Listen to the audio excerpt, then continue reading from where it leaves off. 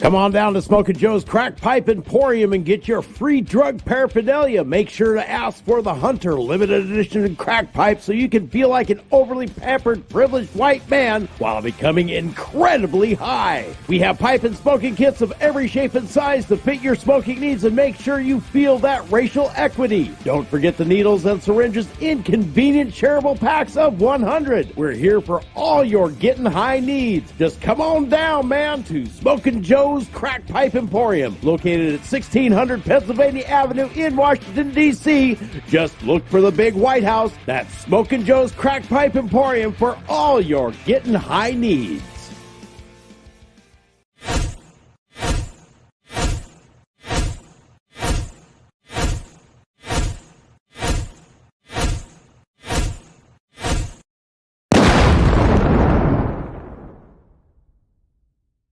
The opinions voiced on the Raw are those of the hosts and the callers and not necessarily represent the views and opinions of KTOX and Ruben Broadcasting or its advertisers. The opinions should be considered as the ramblings of raving lunatics. You're listening to The Raw with Henry and Miss Raw, brought to you by Pirate Web Radio Productions, Ruben Broadcasting, along with KTOX 1340 AM and 92.9 FM, the Tri-State's undisputed talk leader. We the people, and all we do, reserve the right to scream, fuck you!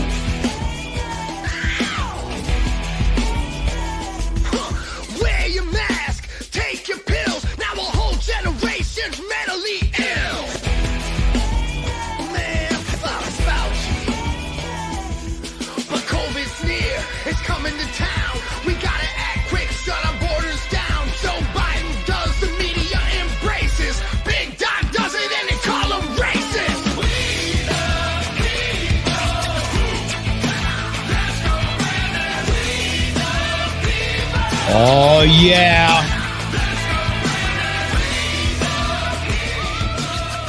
It is The Raw. I'm your host with most simplicity and handsome. Of course, we are doing this live a little bit early tonight because we've got the presidential debates going on. Oh, my God, my camera's fucking up already tonight. Well, that's okay. We'll deal with that. But we got the presidential debates going on tonight. I will be doing a little bit of commentary while it's going on. Of course, I have invited a whole bunch of people here, so they may or may not show up. It's all good. If they do, they do. They don't, they don't. But we'll probably have Henry on probably closer to the end of the debate. He's got, of course, his council meeting tonight, so he has responsibilities, and can't necessarily make it all the time. But we're going to be doing that tonight, and of course, you can always call in at 928-476-0331, 928-476-0331.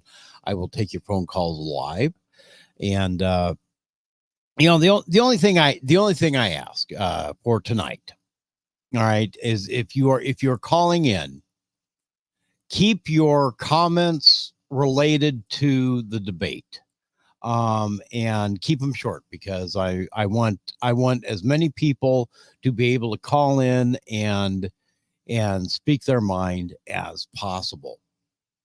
It's just let's be courteous, and let's kind of be on target, I suppose. Yeah, when it all comes down to it.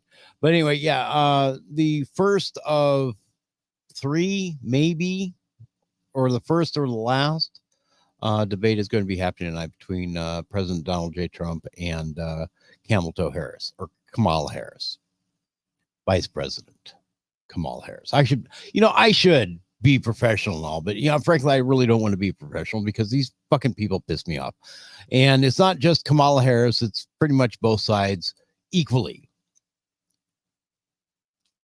But I'm less pissed off with the Republicans than I am with the Democrats, and for various reasons. And we can talk about that tonight, and we can talk about that on future episodes as well, why I'm more pissed off with the Democrats than I am with Republicans.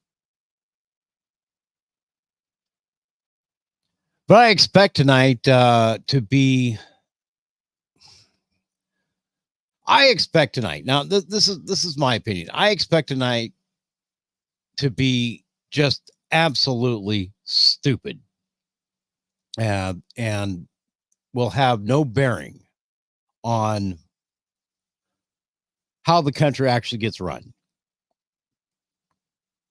I expect a lot of he said, she said bullshit right from the start, and very little substance, if any, in the questions. I also know that there's a betting pool going on whether Kamala got the questions beforehand. You know, when the rules specifically said, you know, nobody gets the questions beforehand. But I will just bet you that she got the questions beforehand.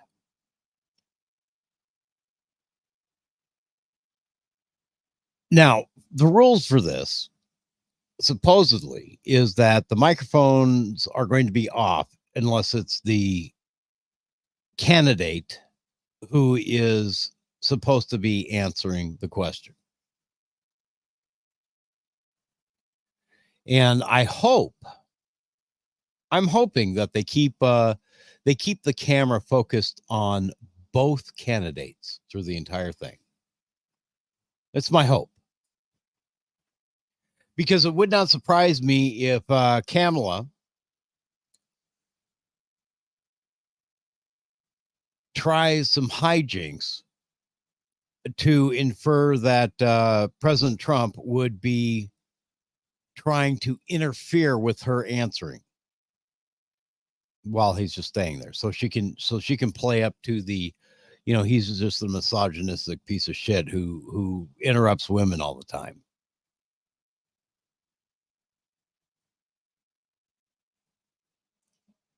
I kind of expect that out of that playbook.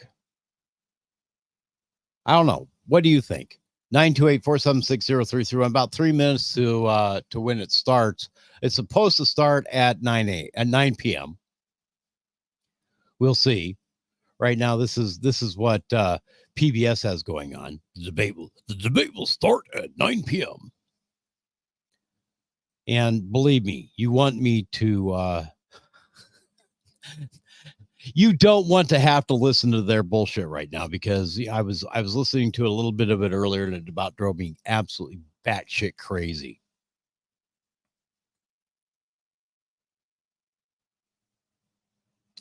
They were trying to they were trying to show in a report the differences between MAGA Republicans and the Democrat progressives. And the first person that they highlighted for the MAGA side of things was a person who a person who believed that Joe Biden was actually dead, and it went downhill from there. Okay, so they tried to highlight a crazy loon, somebody who believed in a lot of conspiracy theories, and then they went on to the progressive person who was concerned about jobs, and that Kamala was going to be the first female president of the United States.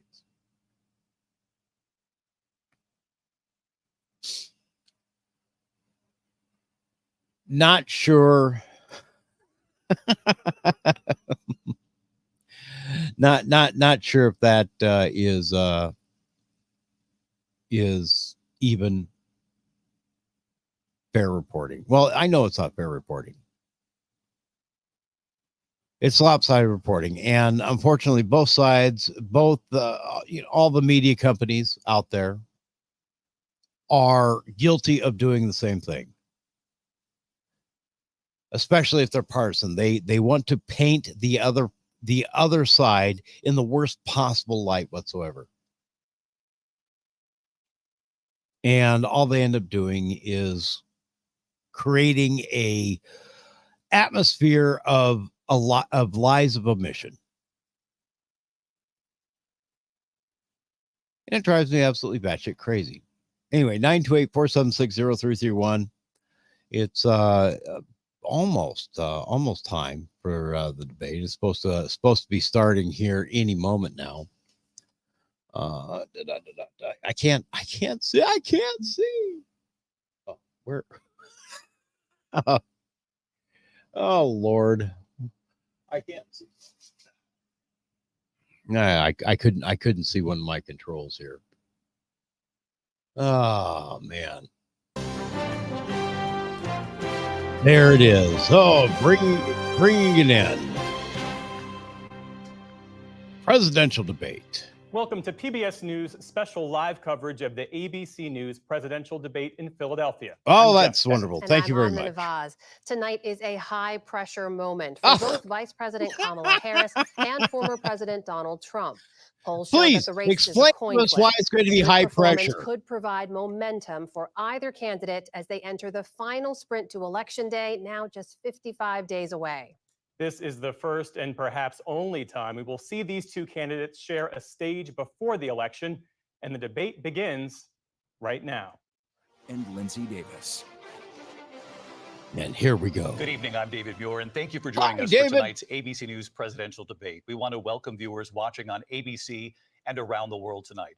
Vice President Kamala Harris and President Donald Trump are just moments away from taking the stage in this unprecedented race for president. And I'm How is this Davis. Tonight's meeting unprecedented? could be the most consequential event of their campaign. We have a Election Day, now less presidential than 2 months election away. every For 4 Vice years. President Kamala Harris, this is her first debate since President Biden withdrew from the race on July 21st. Of course, that decision followed his debate against President Donald Trump in June. Since then, this race has taken on an entirely new dynamic. And that brings us to the rules of tonight's debate. 90 minutes with 2 commercial breaks. No topics or questions have been shared with the campaigns. Bullshit. The candidates will have 2 I minutes say to that out answer loud? questions, and this is the clock. That's what they'll be seeing. 2 minutes for rebuttals and 1 minute for follow-ups, clarifications, or responses. Their microphones will only be turned on when it's their turn to speak. No pre-written notes allowed. There is no audience here tonight in this hall at the National Constitution Center. This is an intimate setting for 2 candidates who have never met. President Trump won the coin toss. He chose to deliver the final closing statement of the evening. Vice President Harris selected the podium to the right. So let's now welcome the candidates to the stage. Vice President Kamala Harris and President Donald Trump.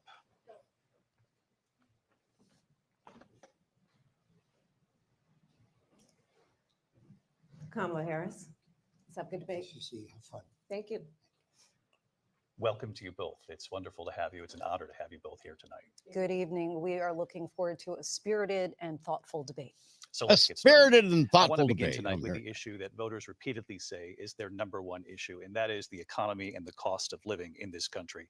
Vice President Harris, you and President Trump were elected 4 years ago, and your opponent on the stage here tonight Wait a often minute. asks his supporters, are you better off than you were 4 years ago? When it comes to the economy, do you believe Americans are better off than they were 4 years ago? So I was raised as a middle class kid, and I am actually the only person on this stage who has a plan that is about lifting up the middle class and working people of America. I believe in the ambition, the aspirations, the dreams of the American people. And that is why I imagine and have actually a plan to build what I call an opportunity economy. Because An opportunity economy. What the fuck you been doing the last 4 years, of bitch? homes and housing. And the cost of housing is too expensive for far too many people. We know that young families need support to raise their children, and I intend on extending a tax cut for those families of $6,000, which is the largest child tax credit that we have given in a long time, so that those young families can afford to buy a crib, buy a car seat, buy clothes for their children. My passion, one of them, is small businesses. My mother raised my sister and me, but there was a woman who helped raise us. We call her our second mother. She was a small business owner. I love our small businesses. My plan is to give a $50,000 tax deduction to start up small businesses, knowing they are part of the backbone of America's economy. My opponent, on the other hand, his plan is to do what he has done before, which is to provide a tax cut for billionaires and big corporations, which will result in $5 trillion to America's deficit. My opponent has a plan that I call the Trump's sales tax, which would be a 20% tax on everyday goods that you rely on to get through the month. Economists have said that Trump sales tax would actually result for middle class families in about $4,000 more a year because of his policies and his ideas about what should be the backs of middle class people paying for tax cuts for billionaires. President Trump, I'll give you 2 minutes. First of all, I have no sales tax. That's an incorrect statement. She knows that. We're doing tariffs on other countries. Other countries are going to finally, after 75 years, pay us back for all that we've done for the world. And the tariff will be substantial in some cases. I took in billions and billions of dollars, as you know, from China. In fact, they never took the tariff off because there was so much money they can't. It would totally destroy everything that they've set out to do. They're taking in billions of dollars from China and other places. They've left the tariffs on. When I had it, I had tariffs, and yet I had no inflation. Look, we've had a terrible economy because inflation which is really known as a country buster. It breaks up countries. We have inflation like very few people have ever seen before, probably the worst in our nation's history. We were at 21%, but that's being generous because many things are 50, 60, 70, and 80% higher than they were just a few years ago. This has been a disaster for people, for the middle class, but for every class. On top of that, we have millions of people pouring into our country from prisons and jails, from mental institutions and insane asylums, and they're coming in and they're taking jobs that are occupied right now by African Americans and Hispanics, and also unions. Unions are going to be affected very soon. And you see what's happening. You see what's happening with towns throughout the United States. You look at Springfield, Ohio. You look at Aurora in Colorado. They are taking over the towns. They're taking over buildings. They're going in violently. These are the people that she and Biden led into our country, and they're destroying our country. They're dangerous. They're at the highest level of criminality, and we have to get them out. We have to get them out fast. I created one of the greatest economies in the history of our country. I'll do it again and even better. We are going to get to immigration and border security during this debate, but I would like to let Vice President Harris respond on the economy here. Well, I would love to. Let's talk about what Donald Trump left us. Donald Trump left us the worst unemployment since the Great Depression. Donald Trump left us the worst public health epidemic in a century. Donald Trump left are you saying on our he democracy created since COVID? the Civil War? And what we have done is clean up Donald Trump's mess. Oh what my we God. have done and what I intend to do is build on what we know are the aspirations and the hopes of the American people. But I'm going to tell you all in this debate tonight, you're going to hear from the same old tired playbook, a bunch of lies, grievances, and name calling. What you're going to hear tonight is a detailed and dangerous plan called Project 2025 that the former president intends on implementing if he were elected again. Okay. I believe very strongly He has never that the supported people 2025, want a Project president who 2025. understands the importance of bringing us together, knowing we have so much Fuck more me in common running. than what separates us. And I pledge to you to I be mean, a president for come on, all you want to talk Americans. about lies? Trump will Let's give you a start minute off to with the lies. Number one, I have nothing to do, as you know, and as she knows better than anyone, I have nothing to do with Project 2025. That's out there. I haven't read it. I don't want to read it purposely. I'm not going to read it. This was a group of people that got together. They came up with some ideas, I guess some good, some bad, but it makes no difference. I have nothing to do. Everybody knows I'm an open book. Everybody knows what I'm going to do. Cut taxes very substantially and create a great economy like I did before. We had the greatest economy. We got hit with a pandemic, and the pandemic was not since 1917, where 100 million people died. Has there been anything like it? We did a phenomenal job with the pandemic. We handed them over a country where the economy and where the stock market was higher than it was before the pandemic came in. Nobody's ever seen anything like it. We made ventilators for the entire world. We got gowns, we got masks, we did things that nobody thought possible. And people give me credit for rebuilding the military. They give me credit for a lot of things, but not enough credit for the great job we did with the pandemic. But the only jobs they got were bounce back jobs. These were jobs bounce back, and it bounced back and it went to their benefit. But I was the one that created them. They know it, and so does everybody else. Vice President Harris, I'll let you respond. So Donald Trump has no plan for you. And when you Oh, look wait, at his wait. economic plan, it's all about tax breaks for He the had richest no people. plan for you. I am offering what I describe as an opportunity economy. And the best economists in our country, if not the world, have reviewed our relative plans for the future of America. What Goldman Sachs has said is that Donald Trump's plan would make the economy worse. Mine would strengthen the economy. What the Wharton School has said is Donald Trump's plan would actually explode the deficit.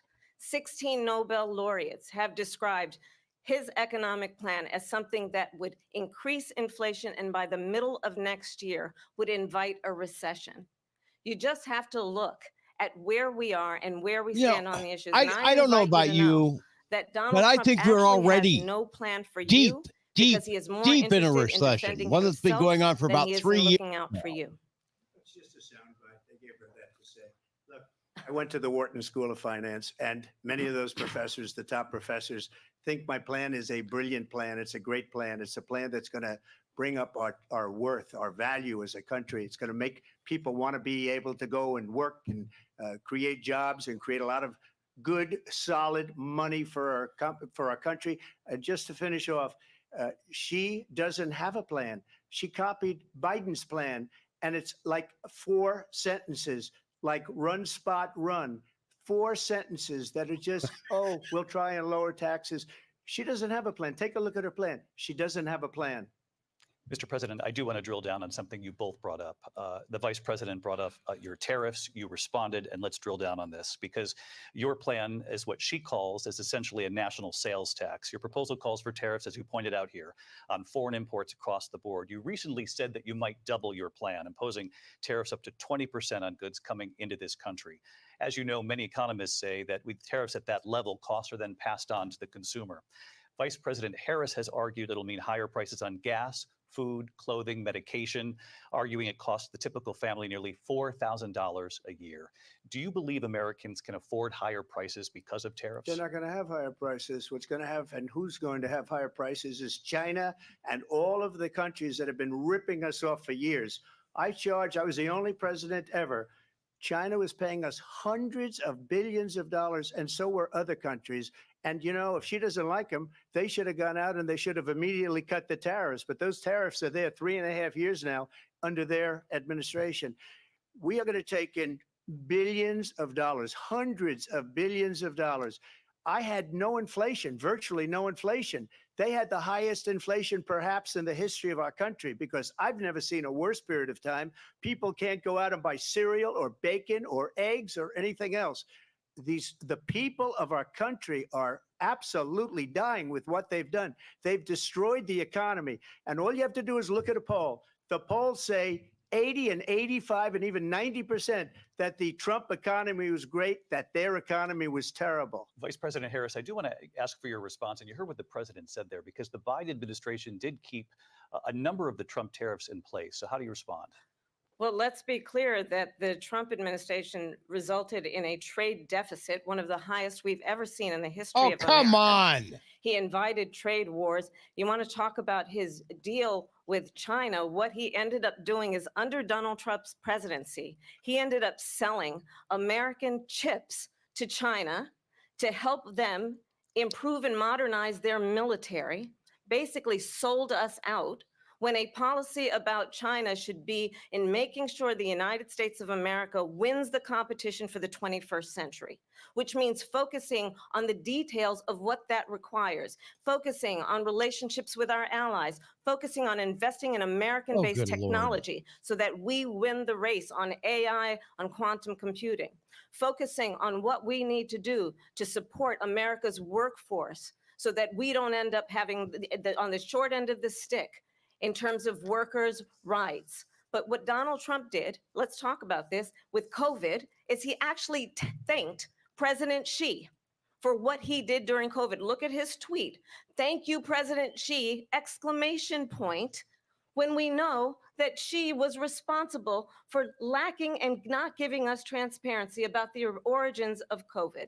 President Trump, I'll let you respond. First of all, they bought their chips from Taiwan. We hardly make chips anymore because of philosophies like they have and policies like They have, I don't say her because she has no policy. Everything that she believed 3 years ago and 4 years ago is out the window. She's going to my philosophy now. In fact, I was going to send her a MAGA hat.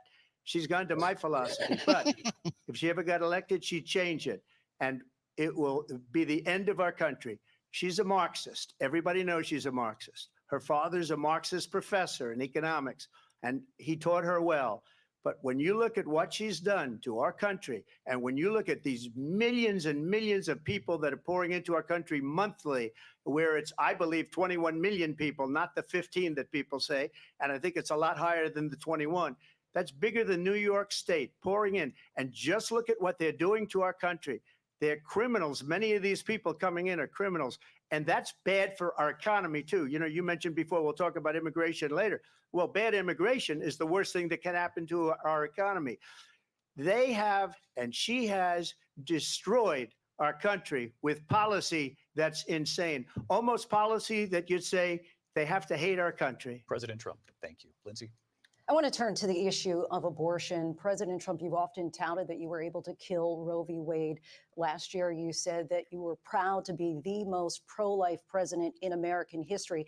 Then last month, you said that your administration would be great for women and their reproductive rights. In your home state of Florida, you surprised many with regard to your 6-week abortion ban, because you initially had said that it was too short. And you said, quote, I'm going to be voting that we need more than 6 weeks. But then the very next day, you reversed course and said you would vote to support the 6-week ban. Vice President Harris says that women shouldn't trust you on the issue of abortion because you've changed your position so many times. Therefore, why should they trust you? Well, the reason I'm doing that vote is because the plan is, as you know, the vote is, they have abortion in the 9th month. They even have, and you can look at the governor of West Virginia, the previous governor of West Virginia, not the current governor, who's doing an excellent job, but the governor before, he said the baby will be born and we will decide what to do with the baby. In other words, we'll execute the baby. And that's why I did that, because that predominates, because they're radical. The Democrats are radical in that. And her vice presidential pick, which I think was a horrible pick, by the way, for our country, because he is really out of it.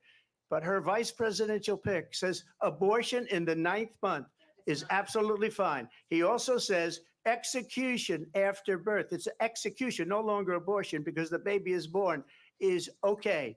And that's not okay with me, hence the vote.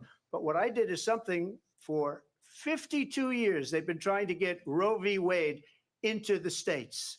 And through the genius and heart and strength of 6 Supreme Court justices, we were able to do that. Now, I believe in the exceptions for rape, incest, and life of the mother. I believe strongly in it. Ronald Reagan did also.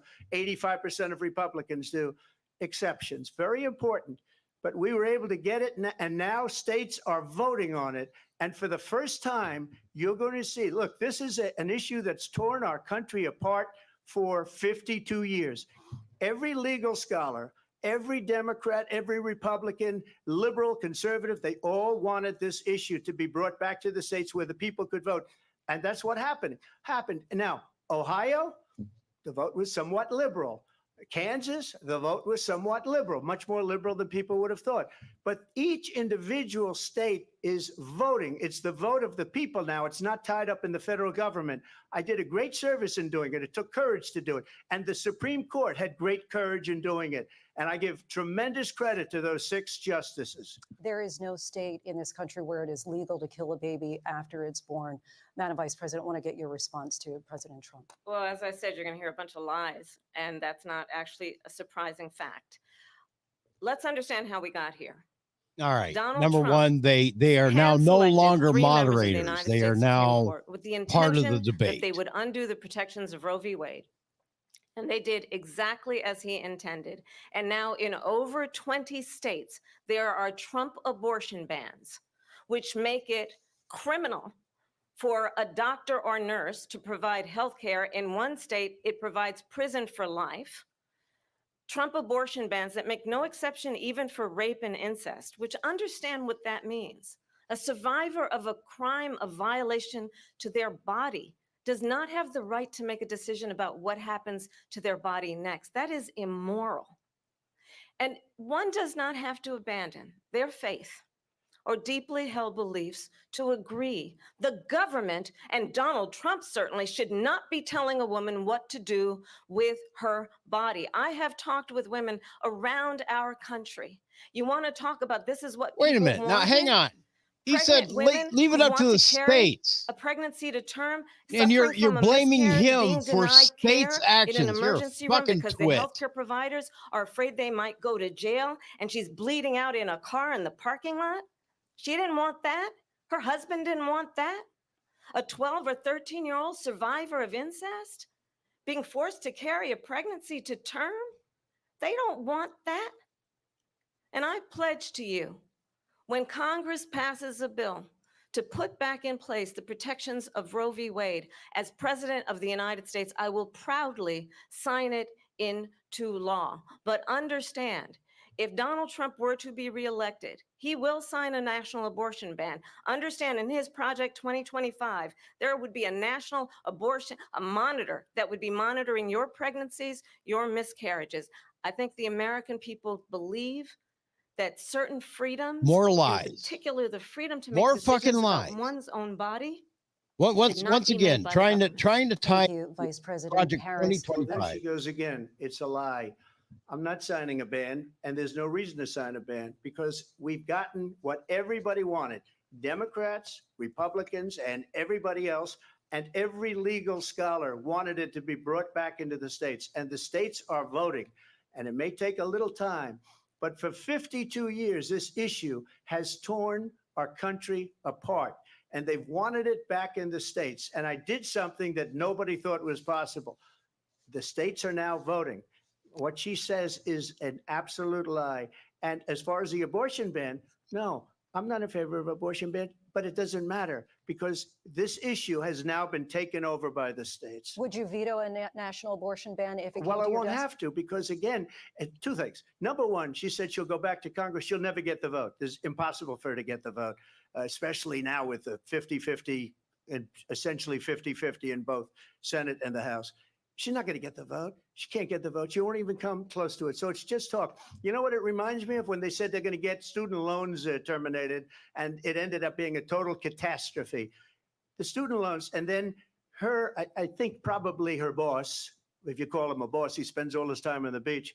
But look, her boss went out and said, we'll do it again. We'll do it a different way. And he went out, got rejected again by the Supreme Court. So all these students got taunted with this whole thing about this whole idea and how unfair that would have been. Part of the reason they lost to the millions and millions of people that had to pay off their student loans. They didn't get it for free, but they were saying it's the same way that they talked about that they talk about abortion. But if I could just get a yes or no, because your running mate, J.D. Vance, has said that you would veto it if it did come to your desk. Well, I didn't discuss it with J.D. In all fairness, J.D., and I don't mind if he has a certain view, but I think he was speaking for me, but I really didn't.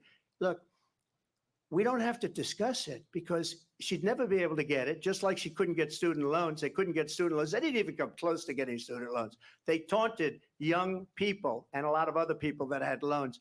They can never get this approved. So it doesn't matter what she says about going to Congress. So wonderful. Let's go to Congress, do it. But the fact is that for years, they wanted to get it out of Congress and out of the federal government. And we did something that everybody said couldn't be done. And now you have a vote of the people on abortion. Vice President Harris, I want to give you your time to respond, but I do want to ask, would you support any restrictions on a woman's right to an abortion? I absolutely support reinstating the protections of Roe v. Wade. And as you rightly mentioned, nowhere in America is a woman carrying a pregnancy to term and asking for an abortion. That is not happening. It's insulting to the women of America. And understand what has been happening under Donald Trump's abortion bans.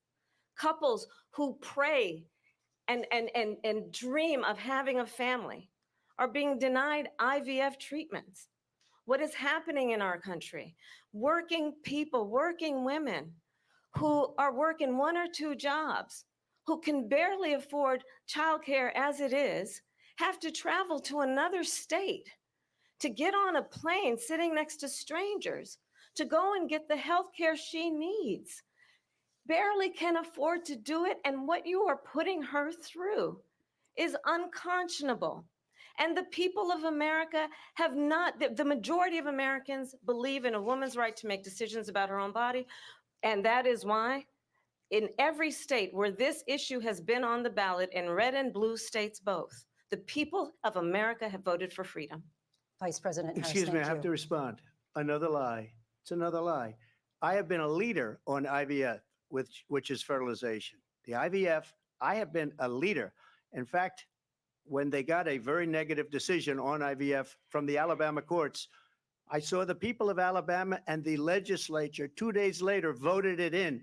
I've been a leader on it. They know that, and everybody else knows it.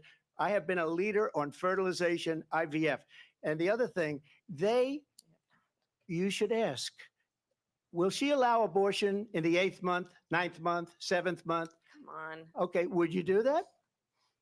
Why don't you ask her that question? Why don't you answer That's the problem. question? Would you because veto? under Roe v. Answer Wade, the question. Would you veto? you could do abortions. Now, in here the we go. 7th month, They the decide 8th not month, to leave the 9th month, mics off. and probably after birth. Yeah. Just look at the former governor of Virginia.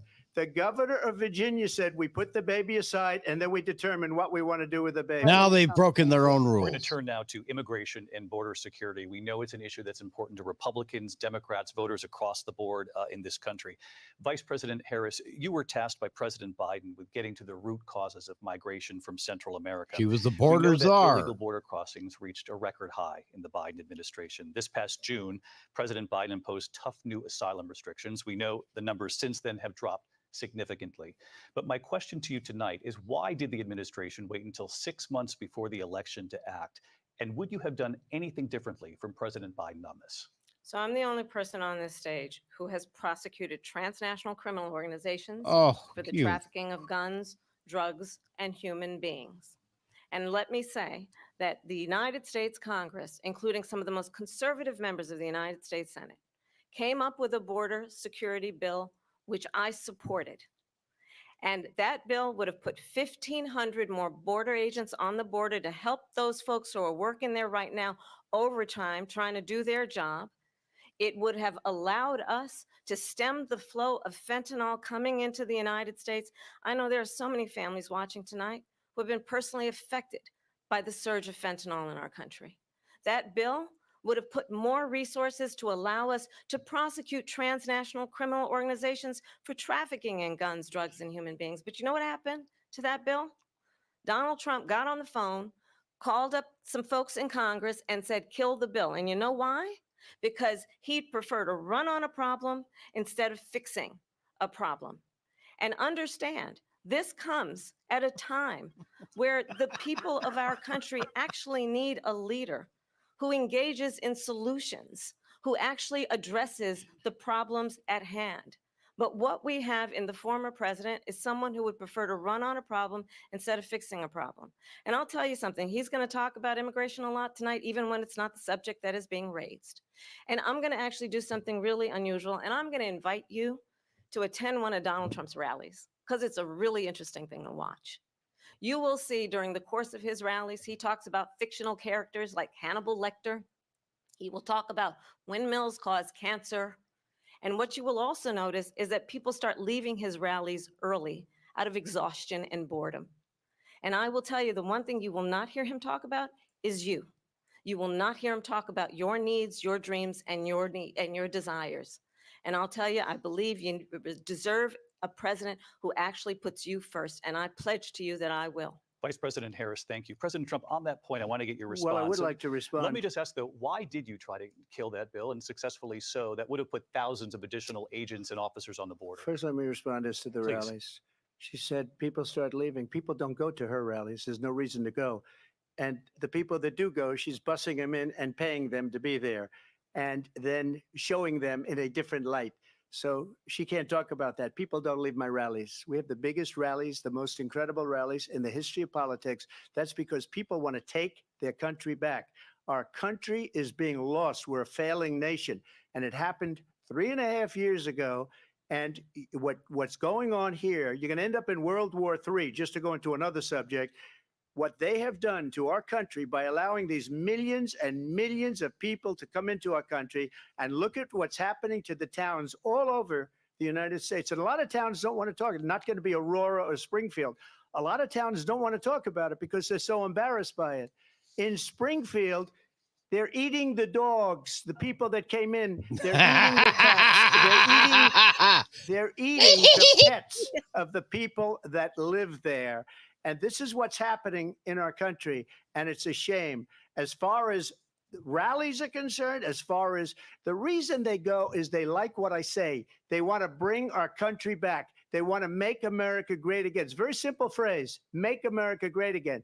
She's destroying this country. And if she becomes president, this country doesn't have a chance of success. Not only success, will end up being Venezuela on steroids. I just want to clarify here. You bring up Springfield, Ohio, and ABC News did reach out to the city manager there. He told us there have been no credible reports of specific claims of pets being harmed, injured, or abused by individuals within the immigrant community. Well, I've seen people on television. Let me just say here, this is the people on television say my dog was taken and used for food. So maybe he said that, and maybe that's a good thing to say for a city manager. I'm not taking this from but television. But the people I'm on taking it from television the city saying manager. their dog was eaten by the people that went there. Again, the Springfield city manager says there's no evidence of that. Vice We'll President find Harris, out. I'll let you respond to the rest of what you've heard. You talk about extreme. This is, I think, one of the reasons why in this election, I actually have the endorsement of 200 Republicans who have formerly worked with President Bush, Mitt Romney, and John McCain, including the endorsement of stellar former list Vice of President Dick Cheney awesome and Congress Republicans. member Liz Not. Cheney. And if you want to really know the inside track on who the former president is, if he didn't make it clear already, just ask people who have worked with him. His former chief of staff, a 4-star general, has said he has contempt for the Constitution of the United States. His former national security advisor has said he is dangerous and unfit. His former Secretary of Defense has said the nation, the republic, would never survive another Trump term. And when we listen to this kind of rhetoric, when the issues that affect the American people are not being addressed, I think the choice is clear in this election. President Trump, I'll give you a quick minute to respond Yeah. here. Thank you. Because when I hear that, see, I'm a different kind of a person. I fired most of those people. Not so graciously. They did bad things or a bad job. I fired them. They never fired one person. They didn't fire anybody having to do with Afghanistan and the Taliban and the 13 people who's were just killed, viciously and violently killed. And I got to know the parents and the family. They didn't fire. They should have fired all those generals, all those top people, because that was one of the most incompetently handled situations anybody has ever seen. So when somebody does a bad job, I fire him. And you take a guy like Esper, he was no good, I fired him. So he writes a book. Another one writes a book, because with me, they can write books. With nobody else can they? But they have done such a poor job, and they never fire anybody. Look at the economy. Look at the inflation. They didn't fire any of their economists. They have the same people. That's a good way not to have books written about you. But just to finish, I got more votes than any Republican in history by far. In fact, I got more votes than any president, sitting president in history by far. Let me continue on immigration. It was what you wanted to talk about earlier. So let's get back to your deportation proposal that the vice president has reacted to as well.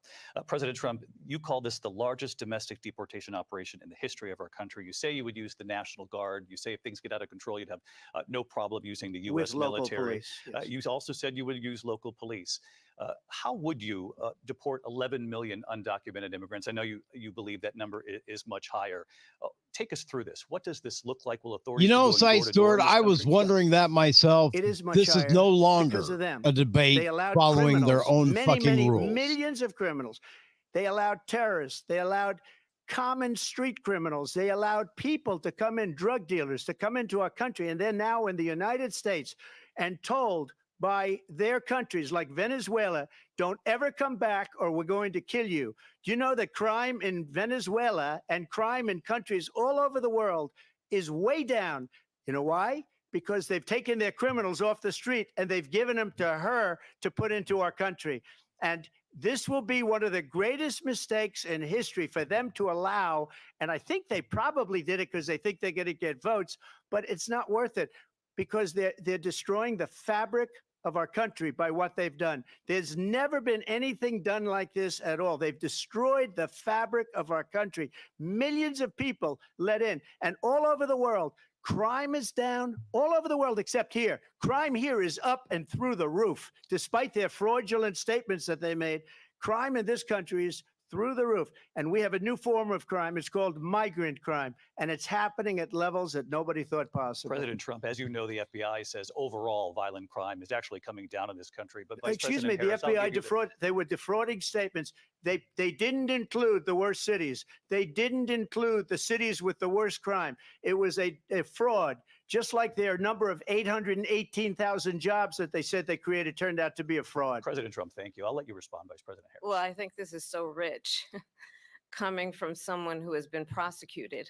Oh, there you go. If you're playing the drinking game, you got to drink now. Economic crimes, election interference, has been found liable for sexual assault, and his next big court appearance is in November at his own criminal sentencing.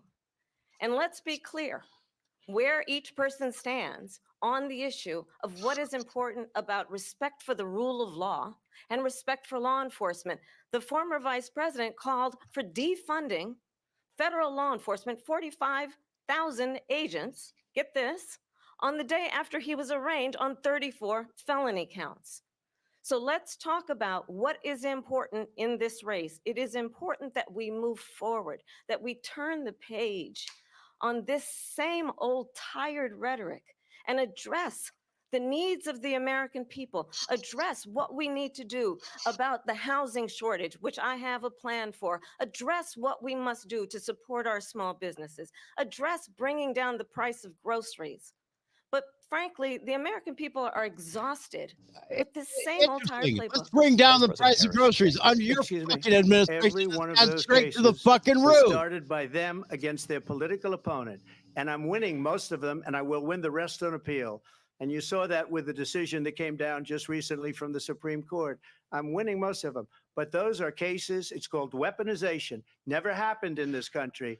They weaponized the Justice Department. Every one of those cases was involved with the DOJ, from Atlanta and Fani Willis to the Attorney General of New York and the DA in New York.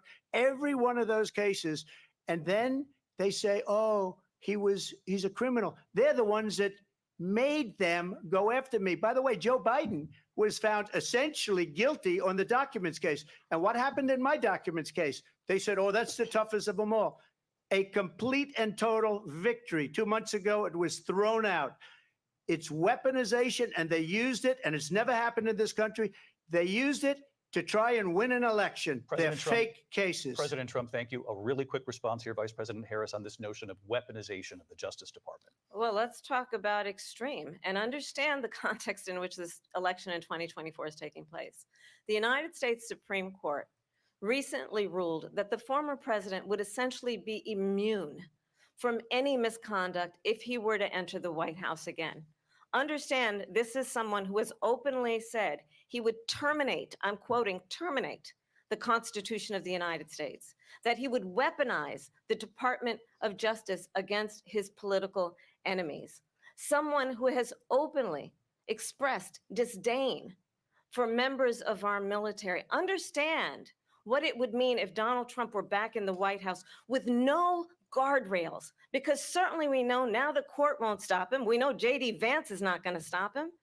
It's up to the American people Vice President to stop Harris, him. Thank you. Lindsay? Vice President Harris, in your last run for president. This is the one that weaponized, not me. She weaponized.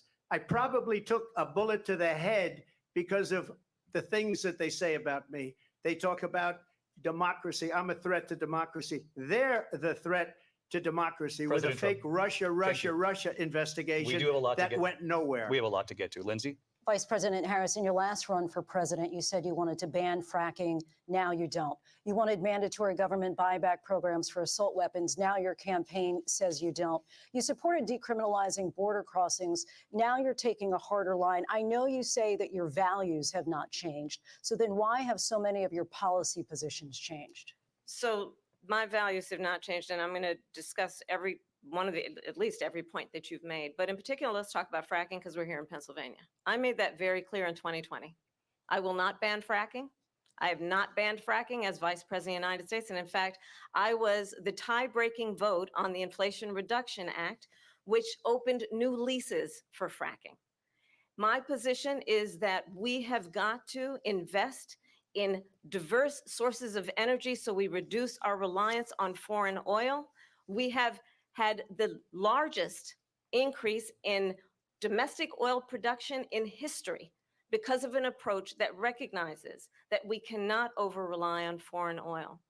As it relates to my values, let me tell you, I grew up a middle-class kid raised by a hardworking mother who worked and saved and was able to buy our first home when I was a teenager.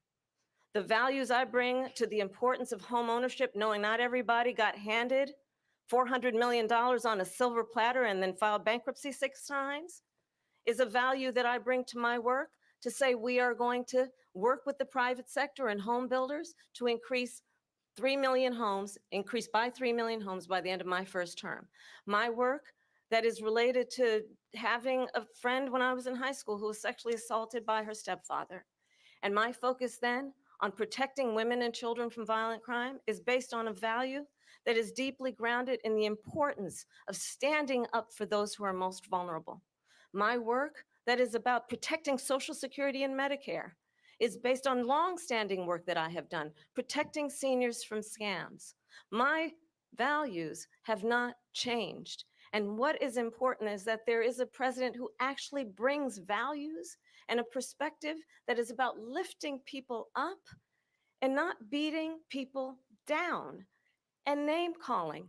The true measure of the leader is the leader who actually understands the strength is not in beating people down, it's in lifting people up. I intend to be that president. President Trump, your Well, first of response? all, I wasn't given $400 million. I wish I was. My father was a Brooklyn builder, Brooklyn, Queens, and a great father, and I learned a lot from him. But I was given a fraction of that, a tiny fraction, and I built it into many, many billions of dollars, many, many billions. And when people see it, they are even surprised. So we don't have to talk about that. Fracking, she's been against it for 12 years.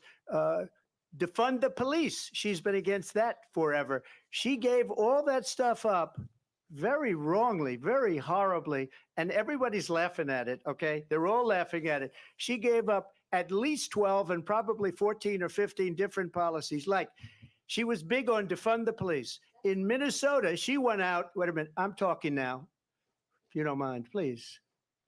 Does that sound familiar?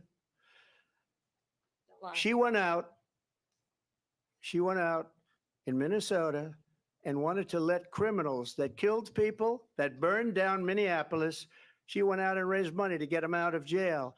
She did things that nobody would ever think of. Now she wants to do transgender operations on illegal aliens that are in prison. This is a radical left liberal that would do this. She wants to confiscate your guns, and she will never allow fracking in Pennsylvania. If she won the election, fracking in Pennsylvania will end on day one. Just to finish, one thing so important in my opinion. So I got the oil business going like nobody has ever done before. When they took over, they got rid of it, started getting rid of it, and the prices were going up the roof. They immediately let these guys go to where they were. I would have been 5 times, 4 times, 5 times higher, because you're talking about 3.5 years ago. They got it up to where I was because they had no choice, because the prices of energy were quadrupling and doubling. You saw what happened to gasoline. So they said, let's go back to Trump.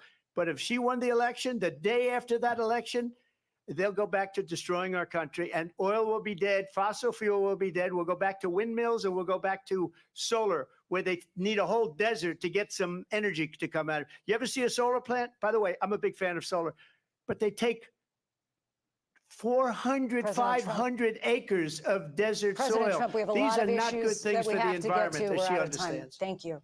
Lindsay, thank you. We have an election in just 56 days. And I want to talk about the peaceful transfer of power, which, of course, we all know is a cornerstone of our democracy, and the role of a president in a moment of crisis. Mr. President, on January 6th, you told your supporters to march to the Capitol. You said you would be right there with them. The country and the world saw what played out at the Capitol that day, the officers coming under attack. Aides in the West Wing say you watched it unfold on television off the Oval Office. You did send out tweets, but it was more than 2 hours before you sent out that video message telling your supporters to go home. Is there anything you regret about what you did on that day? You just said a thing that isn't covered. Peacefully and patriotically, I said during my speech, not later on. Peacefully and patriotically. And nobody on the other side was killed. Ashley Babbitt was shot by an out-of-control police officer that should have never, ever shot her. It's a disgrace. But we didn't do this group of people that have been treated so badly. I ask, what about all the people that are pouring into our country and killing people that she allowed to pour in? She was the border czar. Remember that. She was the border czar. She doesn't want to be called the border czar because she's embarrassed by the border. In fact, she said at the beginning, oh, I'm surprised you're not talking about the border yet. That's because she knows what a bad job they've done. What about those people? What are they going to be prosecuted? When are these people from countries all over the world, not just South America? They're coming in from all over the world, David, all over the world. And crime rates are down all over the world because of it. But let me just when ask are those, David, when are those people going to be prosecuted? When are the people that burned down Minneapolis going to be prosecuted? Or in Seattle, they went into Seattle, they took over a big percentage of the city of Seattle. When are those people going to be prosecuted? But let me just ask You might ask her that You question. were the president. You were watching it unfold on television. It's a very simple question as we move forward toward another election. Is there anything you regret about what you did on that day? Yes or no? I had nothing to do with that other than they asked me to make a speech. I showed up for a speech. I said, I think it's going to be big. I went to Nancy Pelosi and the mayor of Washington, D.C., and the mayor put it back in writing, as you know. I said, you know, this is going to be a very big rally or whatever you want to call it. And again, it wasn't done by me. It was done by others. I said, I'd like to give you 10,000 National Guard or soldiers. They rejected me. Nancy Pelosi rejected me. It was just 2 weeks ago. Her daughter has a tape of her saying she is fully responsible for what happened. They want to get rid of that tape. It would have never happened if Nancy Pelosi and the mayor of Washington did their jobs. I wasn't responsible for security. Nancy Pelosi was responsible. She didn't do her job. The question was about you as president, not about former Speaker Pelosi, but I do want Vice President Harris to respond here. I was at the Capitol on January 6th. I was the vice president-elect. I was also an acting senator. I was there. And on that day, the president of the United States incited a violent mob to attack our nation's capital, to desecrate our nation's capital. On that day, 140 law enforcement officers were injured, and some died. And understand, the former president has been indicted and impeached for exactly that reason. But this is not an isolated situation. Let's remember Charlottesville, where there was a mob of people carrying tiki torches, spewing anti-Semitic hate. And what did the president then at the time say? There were fine people on each side. Let's remember that when it came to the Proud Boys, a militia, the president said, the former president said, stand back and stand by. So for everyone watching who remembers what January 6th was, I say, we don't have to go back. Let's not go back. We're not going back. It's time to turn the page. And if that was a bridge too far for you, well, there is a place in our campaign for you to stand for country, to stand for our democracy, to stand for rule of law, and to end the chaos, and to end the approach that is about attacking the foundations of our democracy because you don't like the outcome. And be clear on that point. Donald Trump, the candidate, has said in this election there will be a bloodbath if this and the outcome of this election is not to his liking. Let's turn the page on this. Let's not go back. Let's chart a course for the future and not go backwards to the past. Let me just follow up here. It was a different term, and it was a term that related to energy because they have destroyed our energy business. That was where bloodbath was. Also, on Charlottesville, that story has been, as you would say, debunked. Laura Ingraham, Sean Hannity, Jesse, all of these people, they covered it. If they go an extra sentence, they will see it was perfect. It was debunked in almost every newspaper, but they still bring it up, just like they bring 2025 up. They bring all of this stuff up. I ask you this, you talk about the Capitol. Why are we allowing these millions of people to come through on the southern border? How come she's not doing anything? And I'll tell you what I would do, and I would be very proud to do it. I would say we would both leave this debate right now. I'd like to see her go down to Washington, D.C. during this debate because we're wasting a lot of time. Go down to, because she's been so bad, it's so ridiculous. Go down to Washington, D.C. and let her sign a bill to close up the border because they have the right to do it. They don't need bills. They have the right to do it. The president of the United States, you'll get him out of bed. You'll wake him up at 4 o'clock in the afternoon. Right. You'll say, come on down to the office. Let's sign a bill. If he signs a bill that the border is closed, all he has to do is say it to the Border Patrol, who are phenomenal. If they do that, the border is closed. Mr. Those President, people are killing many people, unlike J6. We talked immigration here tonight. I do want to focus on this next issue to both of you because it really brings us this into focus, truth in these times that we're living in. Mr. President, for 3.5 years after you lost the 2020 election, you repeatedly falsely claimed that you won, many times saying you won in a landslide. In the past couple of weeks leading up to this debate, you have said, quote, you lost by a whisker, that you, quote, didn't quite make it, that you came up a little bit short.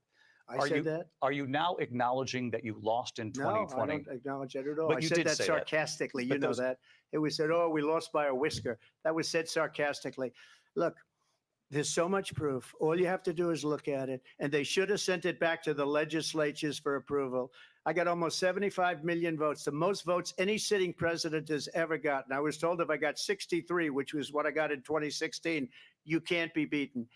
The election, people should never be thinking about it. An election is fraudulent. We need two things. We need walls. And we have to have it. We have to have borders, and we have to have good elections. Our elections are bad. And a lot of these illegal immigrants coming in, they're trying to get them to vote. They can't even speak English. They don't even know what country they're in practically. And these people are trying to get them to vote. And that's why they're allowing them to come into our country. I did watch all of these pieces of video.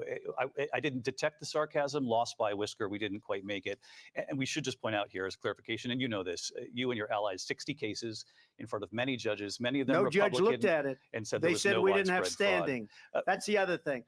They said we didn't have standing, a technicality. Can you imagine a system where a person in an election doesn't have standing? The president of the United States doesn't have standing. That's how we lost. If you look at the facts, and I'd love to have you'll do a special on it. I'll show you Georgia, and I'll show you Wisconsin, and I'll show you Pennsylvania, and I'll show you. We have so many facts and statistics, but you know what? That doesn't matter because we have to solve the problem that we have right now. That's old news. And the problem that we have right now is we have a nation in decline, and they have put it into decline. We have a nation that is dying, David. Mr. President, thank you. Vice President Harris, you heard the president there tonight. He said he didn't say that he lost by a whisker. So he still believes he did not lose the election that was won by President Biden and yourself. But I do want to ask you about something that's come up in the last couple of days. This was a post from President Trump about this upcoming election just weeks away. He said, when I win, those people who cheated, and then he lists donors, voters, election officials, he says will be prosecuted to the fullest extent of the law, which will include long-term prison sentences. One of your campaign's top lawyers responded saying, we won't let Donald Trump intimidate us. We won't let him suppress the vote. Is that what you believe he's trying to do here? Donald Trump was fired by 81 million people. So let's be clear about that. And clearly he is having a very difficult time processing that. But we cannot afford to have a president of the United States who attempts, as he did in the past, to upend the will of the voters in a free and fair election. And I'm going to tell you that I have traveled the world as Vice President of the United States, and world leaders are laughing at Donald Trump. I have talked with military leaders, some of whom worked with you, and they say you're a disgrace. And when you then talk in this way in a presidential debate and deny what over and over again are court cases you have lost because you did, in fact, lose that election, it leads one to believe that perhaps we do not have in the candidate to my right the temperament or the ability to not be confused about fact. That's deeply troubling, and the American people deserve better. I'll give you 1 minute to respond, Mr. President. Let me just say about world leaders. Viktor Orban, one of the most respected men, they call him a strong man. He's a tough person, smart. Prime Minister of Hungary. They said, why is the whole world blowing up? 3 years ago, it wasn't. Why is it blowing up? He said, because you need Trump back as president. They were afraid of him. China was afraid, and I don't like to use the word afraid, but I'm just quoting him. China was afraid of him. North Korea was afraid of him. Look at what's going on with North Korea, by the way. He said Russia was afraid of him. I ended the Nord Stream 2 pipeline, and Biden put it back on day one, but he ended the XL pipeline. The XL pipeline in our country, he ended that. But he let the Russians build a pipeline going all over Europe and heading into Germany, the biggest pipeline in the world. Look, Viktor Orban said it. He said the most respected, most feared person is Donald Trump. We had no problems when Trump was president. But when this weak, pathetic man that you saw at a debate just a few months ago, that if he weren't in that debate, he'd be running instead of her. She got no votes. He got 14 million votes. What you did, you talk about a threat to democracy. He got 14 million votes, and they threw him out of office. And you know what? I'll give you a little secret. He hates her. He can't stand her. But he got 14 million votes. They threw him out. She got 0 votes. And when she ran, she was the first one to leave because she failed. And now she's running. I don't understand it, but I'm okay with it because your time is I think up. we're going to do very well. We've got a lot more to get to. Turning now to the Israel-Hamas war and the hostages who are still being held, Americans among them. Vice President Harris, in December, you said, quote, Israel has a right to defend itself, but you added, quote, it matters how, saying international humanitarian law must be respected. Israel must do more to protect innocent civilians. You said that 9 months ago. Now an estimated 40,000 Palestinians are dead. Nearly 100 hostages remain. Just last week, Prime Minister Benjamin Netanyahu said there's not a deal in the making. President Biden has not been able to break through the stalemate. How would you do it? Well, let's understand how we got here. On October 7, Hamas, a terrorist organization, slaughtered 1,200 Israelis. Many of them young people who were simply attending a concert. Women were horribly raped. And so absolutely, I said then, I say now, Israel has a right to defend itself. We would. And how it does so matters, because it is also true, far too many innocent Palestinians have been killed. Children, mothers. What we know is that this war must end. It must end immediately, and the way it will end is we need a ceasefire deal and we need the hostages out. And so we will continue to work around the clock on that.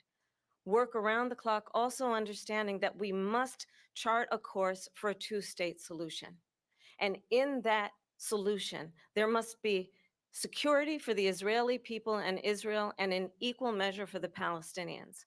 But the one thing I will assure you always, I will always give Israel the ability to defend itself, in particular as it relates to Iran and any threat that Iran and its proxies pose to Israel. But we must have a two-state solution where we can rebuild Gaza, where the Palestinians have security, self-determination, and the dignity they so rightly deserve. President Trump, how would you negotiate with Netanyahu and also Hamas in order to get the hostages out and prevent the killing of more innocent civilians in Gaza? If I were president, it would have never started. If I were president, Russia would have never, ever, I know Putin very well, he would have never, and there was no threat of it either, by the way, for 4 years, have gone into Ukraine and killed millions of people when you add it up, far worse than people understand what's going on over there.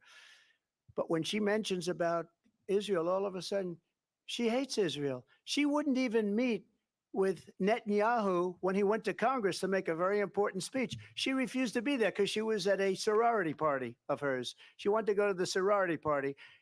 She hates Israel. If she's president, I believe that Israel will not exist within 2 years from now. And I've been pretty good at predictions, and I hope I'm wrong about that one. She hates Israel. At the same time, in her own way, she hates the Arab population because the whole place is going to get blown up. Arabs, Jewish people, Israel will be gone. It would have never happened. Iran was broke under Donald Trump. Now Iran has $300 billion because they took off all the sanctions that I had. Iran had no money for Hamas or Hezbollah or any of the 28 different spheres of terror. And they are spheres of terror, horrible terror. They had no money. It was a big story, and you know it. You covered it very well, actually. They had no money for terror. They were broke. Now they're a rich nation. And now what they're doing is they're spreading that money around. Look at what's happening with the Houthis and Yemen. Look at what's going on in the Middle East. This would have never happened. I will get that settled and fast, and I'll get the war with Ukraine and Russia ended. If I'm president-elect, I'll get it done before even becoming president. Vice President Harris, he says you hate Israel. That's absolutely not true. I have my entire career and life supported Israel and the Israeli people. He knows that. He's trying to, again, divide and distract from the reality, which is it is very well known that Donald Trump is weak and wrong on national security and foreign policy. It is well known that he admires dictators, wants to be a dictator on day one, according to himself. It is well known that he said of Putin that he can do whatever the hell he wants and go into Ukraine. It is well known that he said when Russia went into Ukraine, it was brilliant. It is well known he exchanged love letters with Kim Jong-un. And it is absolutely well known that these dictators and autocrats are rooting for you to be president again because they're so clear. They can manipulate you with flattery and favors. And that is why so many military leaders who you have worked with have told me you are a disgrace. That is why we understand that we have to have a president who is not consistently weak and wrong on Vice national President security, Harris. including the importance of upholding and respecting in highest regard our military. Vice President Harris, thank you. And she's the one that caused it, that's weak on national security by allowing every nation last month for the year, 168 different countries sending people into our country. Their crime rates are way down. Putin endorsed her last week, said, I hope she wins. And I think he meant it because what he's gotten away with is absolutely incredible. It wouldn't have happened with me. The leaders of other countries think that they're weak and incompetent, and they are. They're grossly incompetent. And I just ask one question. Why does Biden go in and kill the Keystone Pipeline and approve the single biggest deal that Russia's ever made, Nord Stream 2, the biggest pipeline anywhere in the world going to Germany and all over Europe? Because they're weak and they're ineffective. And Biden, by the way, President gets paid Trump, a lot of money. Thank you. We have a lot of issues to get to. We'll be right back with much more of this historic ABC News presidential debate from the National Constitution Center right here in Philadelphia. Back in a moment.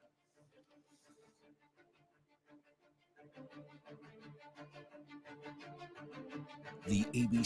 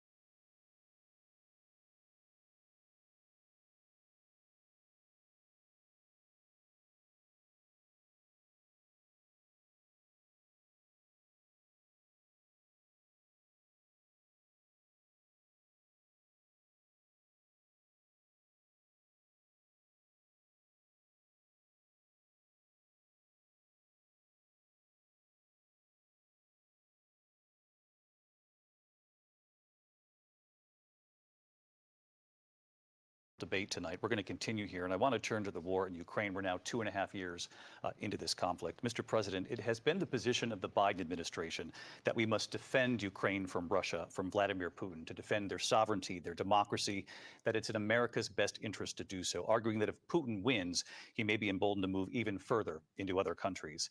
You have said you would solve this war in 24 hours. You said so just before the break tonight. How exactly would you do that? And I want to ask you a very simple question tonight. Do you want Ukraine to win this war? I want the war to stop. I want to save lives that are being uselessly, people being killed by the millions. It's the millions. It's so much worse than the numbers that you're getting, which are fake numbers. Look, we're in for 250 billion or more because they don't ask Europe, which is a much bigger beneficiary to getting this thing done than we are. They're in for $150 billion less because Biden and you don't have the courage to ask Europe like I did with NATO. They paid billions and billions, hundreds of billions of dollars when I said, either you pay up or we're not going to protect you anymore. So that's maybe one of the reasons they don't like me as much as they like weak people. But you take a look at what's happening. We're in for 250 to 275 billion. They're into 100 to 150. They should be forced to equalize. With that being said, I want to get the war settled. I know Zelensky very well, and I know Putin very well. I have a good relationship, and they respect your president, okay? They respect me. They don't respect Biden. How would you respect him? Why? For what reason? He hasn't even made a phone call in 2 years to Putin, hasn't spoken to anybody. They don't even try and get it. That is a war that's dying to be settled. I will get it settled before I even become president. If I win, when I'm president-elect, and what I'll do is I'll speak to one, I'll speak to the other, I'll get them together. That war would have never happened. And in fact, when I saw Putin after I left, unfortunately left because our country has gone to hell. But after I left, when I saw him building up soldiers, he did it after I left. I said, oh, he must be negotiating. It must be a good, strong point of negotiation. Well, it wasn't, because Biden had no idea how to talk to him. He had no idea how to stop it. And now you have millions of people dead, and it's only getting worse, and it could lead to World War III. Don't kid yourself, David. We're playing with World War III, and we have a president that we don't even know if where is our president? We don't even know if he's a president. And just to clarify they here. threw him out of a campaign like a dog. We don't even know. Is he our president? But we have a president, Mr. President, that doesn't know he's alive. Your time is up. Just to clarify in the question, do you believe it's in the U.S. best interest for Ukraine to win this war, yes or no? I think it's the U.S. best interest to get this war finished and just get it done. All right. Negotiate a deal, because we have to stop all of these human lives from being destroyed. I want to take this to Vice President Harris. I want to get your thoughts on support for Ukraine in this moment, but also as Commander-in-Chief, if elected, how would you deal with Vladimir Putin, and would it be any different from what we're seeing from President Biden? Well, first of all, it's important to remind the former president, you're not running against Joe Biden, you're running against me. I believe the reason that Donald Trump says that this war would be over within 24 hours is because he would just give it up. And that's not who we are as Americans. Let's understand what happened here. I actually met with Zelensky a few days before Russia invaded, tried through force to change territorial boundaries, to defy one of the most important international rules and norms, which is the importance of sovereignty and territorial integrity. And I met with President Zelensky. I shared with him American intelligence about how he could defend himself. Days later, I went to NATO's eastern flank, to Poland and Romania. And through the work that I and others did, we brought 50 countries together to support Ukraine in its righteous defense. And because of our support, because of the air defense, the ammunition, the artillery, the javelins, the Abrams tanks that we have provided, Ukraine stands as an independent and free country. If Donald Trump were president, Putin would be sitting in Kyiv right now. And understand what that would mean, because Putin's agenda is not just about Ukraine. Understand why the European allies and our NATO allies are so thankful that I you forgot are to no turn on my longer mic. president, and that we understand the importance of the greatest military alliance the world has ever known, which is NATO, and what we have done to preserve They talk the about ability of Zelensky and the Ukrainians to fight. I had for my their microphone independence. off. Otherwise, I'm an idiot. Putin would be sitting in Kyiv with his eyes on the rest of Europe. Did starting that with Poland. And ding why don't you tell dong the 800,000 end up Polish saying, Americans "Oh, right here in Biden," Pennsylvania earlier? how quickly you That would was give my up question. for the sake of favor and Oh what my you God. think is a friendship with what is known to be a dictator who would eat you for lunch? Vice President Harris, thank you. We've heard from both of you on Ukraine tonight. Afghanistan came up in the last hour. I wanted her to respond to something you said earlier, and now, please, I'll give you a minute here. Putin would be sitting in Moscow, and he wouldn't have lost 300,000 men and women, but he would have been sitting in Moscow. Quiet, please. He would have been sitting in Moscow, much happier than he is right now. But eventually, you know, he's got a thing that other people don't have. He's got nuclear weapons. They don't ever talk about that. He's got nuclear weapons. Nobody ever thinks about that. And eventually, maybe he'll use them, and maybe he hasn't been that threatening, but he does have that. Something we don't even like to talk about. Nobody likes to talk about it. But just so you understand, they sent her to negotiate peace before this war started. 3 days later, he went in and he started the war because everything they said was weak and stupid. They said the wrong things. That war should have never started. She was the emissary. They sent her in to negotiate with Zelensky and Putin, and she did. And the war started 3 days later. And that's the kind of talent we have with her. She's worse than Biden. In my opinion, I think he's the worst president in the history of our country. She goes down as the worst vice president in the history of our country. But let me tell you something. She is a horrible negotiator. They sent her in to negotiate. As soon as they left, Putin did the invasion. President Trump, thank you. You did bring up something. You said she went to negotiate with Vladimir Putin. Vice President Harris, have you ever met Vladimir Putin? Can you clarify tonight? Yet again, I said it at the beginning of this debate, you're going to hear a bunch of lies coming from this fellow. And that is another one. When I went to meet with President Zelensky, I've now met with him over 5 times. The reality is it has been about standing as America always should, as a leader upholding international rules and norms, as a leader who shows strength, understanding that the alliances we have around the world are dependent on our ability to look out for our friends and not favor our enemies because you adore strongmen instead of caring about democracy. And that is very much what is at stake here. That is the most fucked up, stupidest lie I've ever heard in my life. People have a right to rely on a president who understands the significance of America's role and responsibility in terms of ensuring that there is stability and ensuring we stand up for our principles and not sell them for the benefit of personal flattery. We've talked about Ukraine and Vladimir Putin. I do want to talk about Afghanistan. It came up in the first hour of this debate. I want to move on to Afghanistan. Stoltenberg said Trump did the most amazing thing I've ever seen. He got these countries, the 28 countries at the time, to pay up. He said, I've never seen. He's the head of NATO. He said, I've never seen. For years, we were paying almost all of NATO. We were being ripped off by European nations, both on trade and on NATO.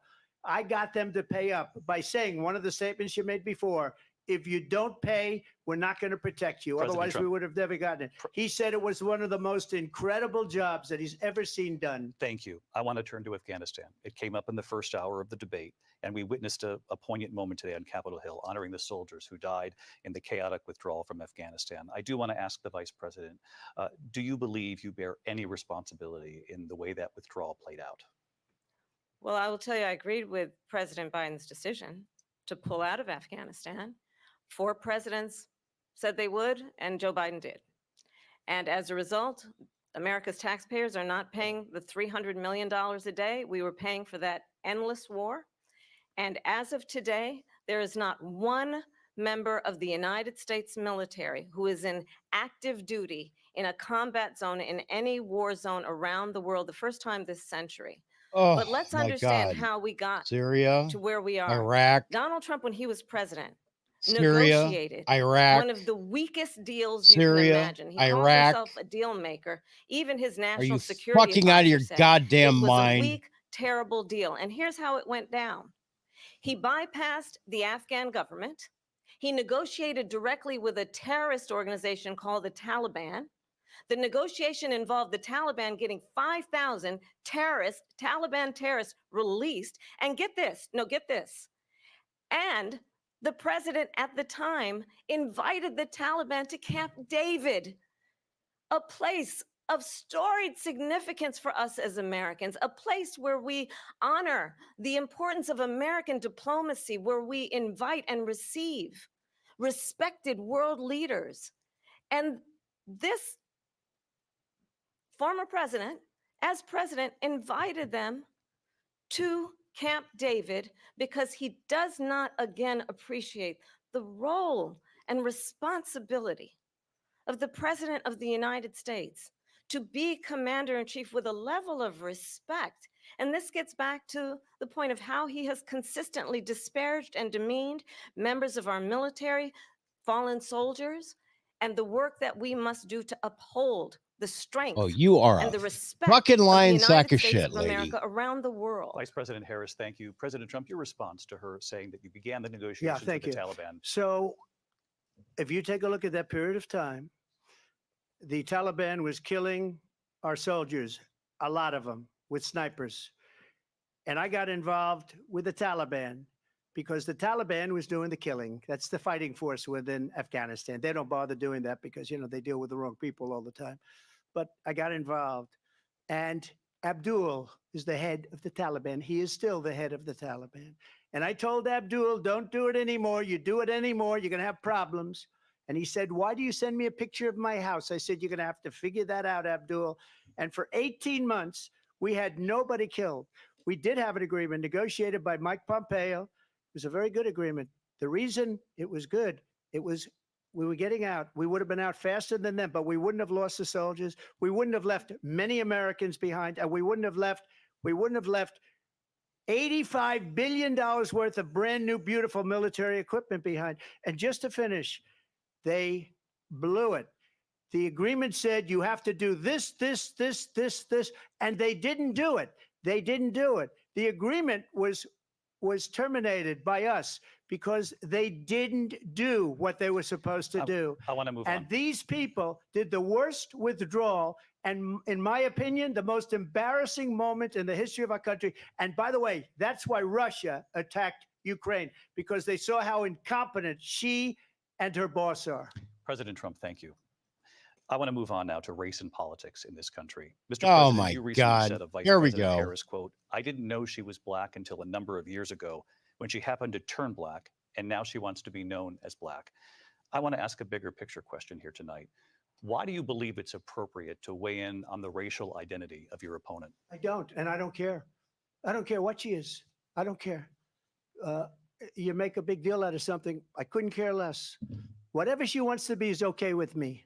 But those were your words. So I'm I asking. don't know. I mean, all I can say is I read where she was not black, that she put out, and I'll say that. And then I read that she was black. She and put that's out. Okay. Either one was okay with me. That's up to her. That's up to her. Vice President Harris, your thoughts on this?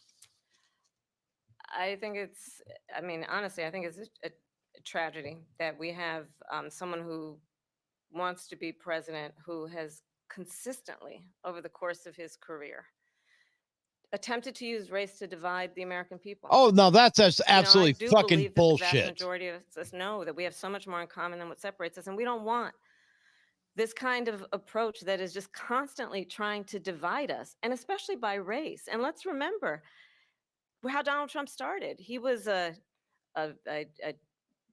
land, he owned buildings, and he was investigated because he refused to rent property to Black families. Let's remember, this is the same individual who took out a full-page ad in the New York Times calling for the execution of 5 young Black and Latino boys who were innocent, the Central Park 5. Took out a full-page ad calling for their execution. This is the same individual who spread birther lies about the first Black president of the United States. And I think the American people want better than that, want better than this. want someone who understands, as I do. I travel our country. We see in each other a friend. We see in each other a neighbor. We don't want a leader who is constantly trying to have Americans point their fingers at each other. I meet with people all the time who tell me, can we please just have discourse about how we're going to invest in the aspirations and the ambitions and the dreams of the American people? Knowing that regardless of people's color or the language their grandmother speaks, we all have the same dreams and aspirations and want a president who invests in those, not in hate and division. Vice President Harris, thank you. Lindsay? President Trump, this is now your third time. This is the most divisive presidency in the history of our country. There's never been anything like it. They're destroying our country, and they come up with things like what she just said.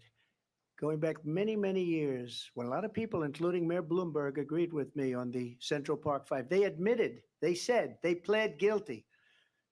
And I said, well, if they pled guilty, they badly hurt a person, killed a person ultimately. And if they pled guilty, then they pled, we're not guilty. But this is a person that has to stretch back years, 40, 50 years ago, because there's nothing now. I built one of the greatest economies in the history of the world, and I'm going to build it again. It's going to be bigger, better, and stronger. But they're destroying our economy. They have no idea what a good economy is. Their oil policies, every single policy. And remember this, she is Biden. You know, she's trying to get away from Biden. I don't know the gentleman, she says. She is Biden. The worst inflation we've ever had, a horrible economy because inflation has made it so bad, and she can't get away with that. Thank you. Your time is up. I want to respond to that, though. I want to just respond briefly. Clearly, I am not Joe Biden, and I am certainly not Donald Trump. And what I do offer is a new generation of leadership for our country, one who believes in what is possible, one who brings a sense of optimism about what we can do instead of always disparaging the American people. I believe in what we can do to strengthen our small businesses, which is why I have a plan. Let's talk about What our plan. plan? And let's compare the plans.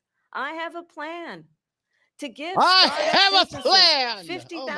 $50,000 Here we tax go. deduction to pursue their ambitions, their innovation, their ideas, their hard work. I have a plan, $6,000 for young families for the first year of your child's life to help you in that most critical stage of your $6,000. child's That's it. development. The I first have a year of your plan child's life, that 6 is about years. allowing people to be able to For 1 year. pursue what has been 1 year. fleeting in terms of the American dream by Yet the offering cost of raising a help with child down goes up payment of exponentially. $25,000 down payment assistance for first-time home buyers. That's the kind of conversation, I believe, David, that people really want tonight, as opposed to a conversation that is constantly about Any belittling mothers out and there name listeing to this, calling. message Let's me. Tell me turn how the much you're page. paying Vice for President formula. Harris, thank you. Let's turn to policy. President Message Trump, me. we Tell me have how to much move you're on. paying for President diapers. Trump, Let's turn to policy, She has please. a plan to defund the police. She has a plan to confiscate everybody's gun. President Trump, She we has do a have to plan move to on to not other allow issues. fracking in Pennsylvania or anywhere else. Okay. That's Mr. what her President. plan is until just recently. I just need Lindsay, to go ahead. respond President because Trump, the President former Trump, president has said no, I'm something sorry. twice that I need to No, respond to. I'm sorry. I We're just gonna need to move on, respond Vice one President. time to what he has President said Trump, this is multiple now your times. third time running for president. You have long vowed to repeal and replace the Affordable Care Act, also known as Obamacare. You have failed to accomplish that. You now say you're going to keep Obamacare, quote, unless we can do something much better. Last month, you said, quote, we're working on it. So tonight, 9 years after you first started running, do you have a plan, and can you tell us what it is? Obamacare was lousy health care, always was. It's not very good today. And what I said, that if we come up with something, and we are working on things, we're going to do it and we're going to replace it. But remember this, I inherited Obamacare because Democrats wouldn't change it. They wouldn't vote for it. They were unanimous. They wouldn't vote to change it. If they would have done that, we would have had a much better plan than Obamacare. But the Democrats came up, they wouldn't vote for it. I had a choice to make when I was president. Do I save it and make it as good as it can be, never going to be great, or do I let it rot? And I felt I had an obligation, even though politically it would have been good to just let it rot and let it go away. I decided, and I told my people, the top people, and they're very good people. I have a lot of good people in that administration. We read about the bad ones. We had some real bad ones too, and so do they. They have really bad ones. The difference is they don't get rid of them. But let me just explain. I had a choice to make. Do I save it and make it as good as it can be, or do I let it rot? And I saved it. I did the right thing. But it's still never going to be great, and it's too expensive for people. And what we will do is we're looking at different plans. If we can come up with a plan that's going to cost our people, our population, less money and be better health care than Obamacare, then I would absolutely do it. But until then, I'd run it as good as it can be run. So just a yes or no, you still do not have a plan? I have concepts of a plan. I'm not president right now. But if we come up with something, I would only change it if we come up with something that's better and less expensive. And there are concepts and options we have to do that. And you'll be hearing about it in the not too distant future. Vice President Harris, in 2017, you supported Bernie Sanders' proposal to do away with private insurance and create a government-run healthcare system. 2 years later, you proposed a plan that included a private insurance option. What is your plan today? Well, first of all, I absolutely support, and over the last 4 years as vice president, private healthcare options. But what we need to do is maintain and grow the Affordable Care Act. But I'll get to that. Hang Lindsay. on. I just need to respond. Hang on. Isn't she going for universal health care as in like one pair option? And then this business about taking everyone's guns away. Tim Walz and I are both gun owners. We're not taking anybody's guns away. So stop with the continuous lying about this stuff. As it relates to the Affordable Care Act, understand, just look at the history to know where people stand. When Donald Trump was president, 60 times he tried to get rid of the Affordable Care Act. 60 times. I was a senator at the time when I will never forget the early morning hours when it was up for a vote in the United States Senate. And the late, great John McCain, who you have disparaged. Oh, God damn it.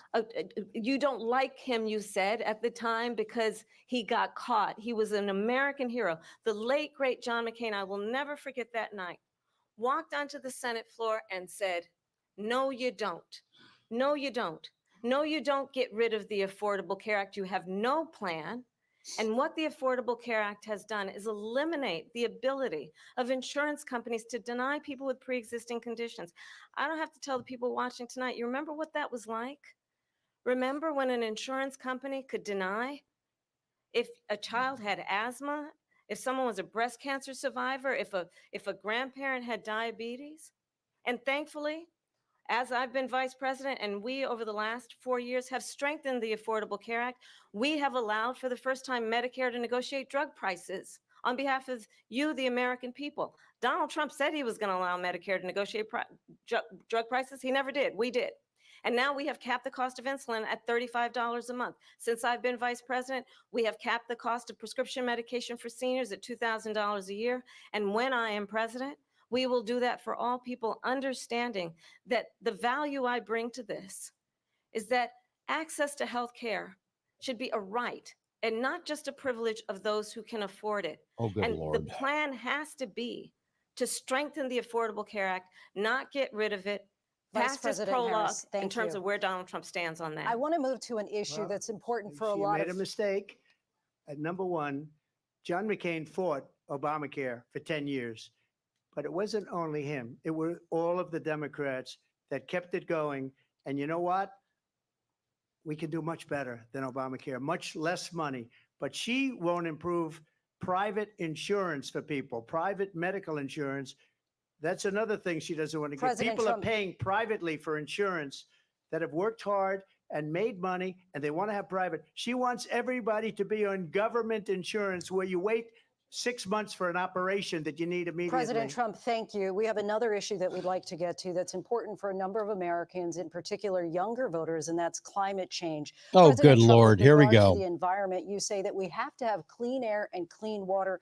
Vice President Harris, you call climate change an existential threat.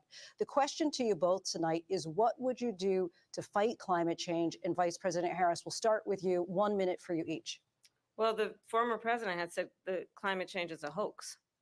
And what we know is that it is very real. You ask anyone who lives in a state who has experienced these extreme weather occurrences, who now is either being denied home insurance or it's being jacked up. You ask anybody who has been the victim of what that means in terms of losing their home, having nowhere to go. We know that we can actually deal with this issue. The young people of America care deeply about this issue. And I am proud that as vice president over the last 4 years, we have invested $1 trillion in a clean energy economy, while we have also increased domestic gas production to historic levels. We have created over 800,000 new manufacturing jobs while I have been vice president. We have invested in clean energy to the point that we are opening up factories around the world. Donald Trump said he was going to create manufacturing jobs. He lost manufacturing jobs. And I'm also proud to have the endorsement of the United Auto Workers and Sean Fain, who also know that part of building a clean energy economy includes investing in American-made products, American automobiles. Yet It you just includes boasted about growing what we can helping do around build American manufacturing and factories opening around up the auto world. plants, not closing them like happened under Donald Trump. Vice President Harris, thank you. That didn't happen under Donald Trump. Let me just tell you, they lost 10,000 manufacturing jobs this last month. It's going, they're all leaving. They're building big auto plants in Mexico, in many cases owned by China. They're building these massive plants, and they think they're going to sell their cars into the United States because of these people. What they have given to China is unbelievable. But we're not going to let that. We'll put tariffs on those cars so they can't come into our country, because they will kill the United Auto Workers and any auto worker, whether it's in Detroit or South Carolina or any other place. What they've done to business and manufacturing in this country is horrible. We have nothing because they refuse. You know, Biden doesn't go after people because supposedly China paid him millions of dollars. He's afraid to do it. Between him and his son, they get all this money from Ukraine. They get all this money from all of these different countries. And then you wonder, why is he so loyal to this one, that one, Ukraine, China? Why is he? Why did he get $3.5 million from the mayor of Moscow's wife? Why did she pay him $3.5 million? This is a crooked administration, and they're selling our country down the tubes. President Trump, thank you. Thank you. We'll be right back with closing statements from both of our Oh, candidates. good An Lord. historic night. This 928-476-0331, 928-476-0331. Holy crap. It's definitely a shit show from the beginning. Oh, Lord have mercy. I want to hear from you. 928-476-0331. Phone lines are open.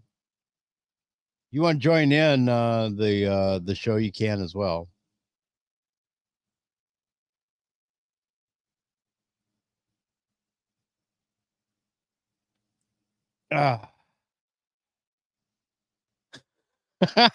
So some of the comments makes me happy. Disney is failing ABC's daddy. Oh, Lord. But this is, man, Henry is at a city council meeting tonight. It's a city council meeting night tonight. He does not take those off at all. And of course I support that, but he'll be 928-476-0331 is the number. I'm going through some of the comments I've been seeing on the web. And it has been absolutely it's been absolutely stupid. So Harris can handle the Ukraine war better, but admits she's never met with Putin. We need negotiations. Absolutely right. That was 20 minutes ago. I called somebody here says I called a draw and Kamala needs a win. There you go. That is not unlikely, or that's not unreasonable. Another one here. Notice the fact checkers and moderators didn't call her on this lie. The bitch just said she wasn't going to take anyone's guns away after being on camera saying she was going to sign an executive order to confiscate people's guns.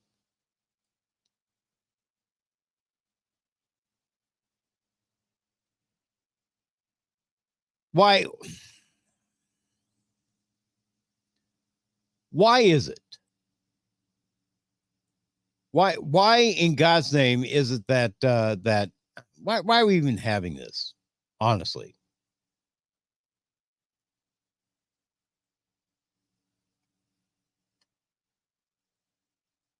Why are we having this? Why are we even doing this? This is nothing but, like I said, a shit show. As said at the beginning, it's going to be a he said, she said bullshit session.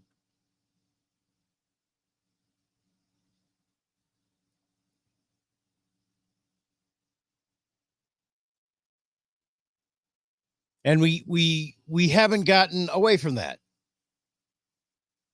Well, he lies. Well, she lies. He lies. And she lies. We haven't had any real policy discussions. We haven't had any real policy discussions.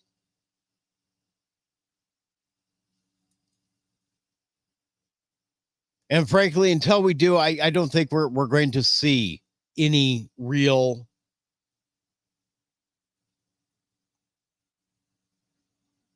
clear choice.